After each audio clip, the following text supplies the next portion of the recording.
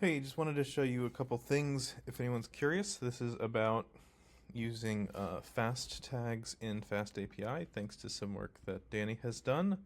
There's a pattern I was exploring yesterday, and then I'm going to show how I used that pattern to create a new app. It took about 2 hours, but it was an app that I can explore the UI locally, click on a file, hit analyze. If it's an image, it sends it to Gemini. Or text, just sends the text to Gemini, and it gives me a little summary of what that file or image is and a recommended file name pre-populated. So I just hit the rename button and it renames that file for me. So I've got lots of unnamed screenshots. So kind of handy for me. The cool thing is I used that with HTMX, and then I used Beware to turn it into an actual native app. So it's yeah. So the general idea of the pattern is we have a main.py and we import things like our templates. The templates are like you might expect from Jinja templates, but they are Python templates. So we have this create task list item, we have this render, that's done. We have like similar to like how Next.js patterns work. There's a components, and so like instead of JSX components, we have Python components as well. And so we have a layout, so we have a Python layout that's used as well.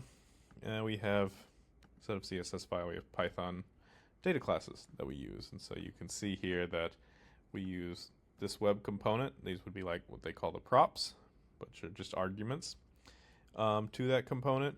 And there's things like we have styles, typography, text with margin that are reusable. And then we can add our components and our page layout, etc. So that's the pattern. I did that same thing here. This is a little bit different structure to make it work with Beware, but you can see exactly what you would expect there is that there's components. These are different components that can be used. There's services, like for the Gemini service to call that. There's the template. This is the different page. And then there's other stuff here. So, but if I do uv run briefcase dev, for example, to run it dev mode here, this actually opens a little native app.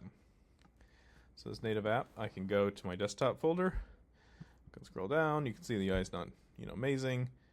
I can click on an image here, you can see it's screenshot 2024. So what is this?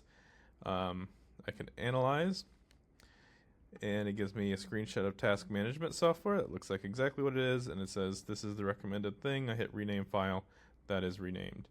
I can go select another, I can refresh the view and start over, but I can kind of navigate and rename the files. And this is, again, a native app, and this is supposed to be able to work on any system. I've only tested it on this one. So how does this work?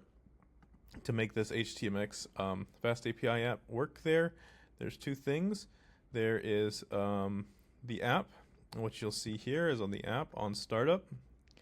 There is a main window. We start the FastAPI server, finding an available port on the local machine. We wait until it's ready, and we create a web view. And so basically the native app is a web view to localhost. It's just running it automatically for them locally on a port and then doing a web view there. Simple error handling. That's what it is. It names it. The server for it is largely, you can see a lot of these are FastAPI stuff. For some reason I needed to get a health check.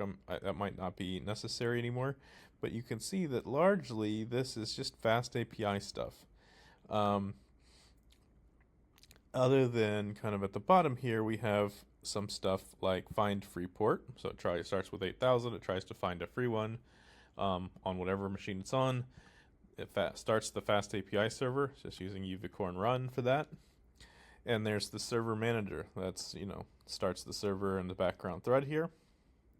You can see it's just using start FastAPI server, which is just uvicorn run. We have wait for ready, and we have getting the URL for what the port is. And so all these are just used to create a web view. That's pretty much it. There's stuff that it needed. It needed this Dunder main, but you can see that it's pretty simple. All this stuff is, yeah, just like fast tags and stuff. So, yeah, it needs a specific file structure. We can see in here, there's this tool briefcase and the Pi Project TOML and all that. So it needed a bunch of stuff there, but yeah, it was pretty cool.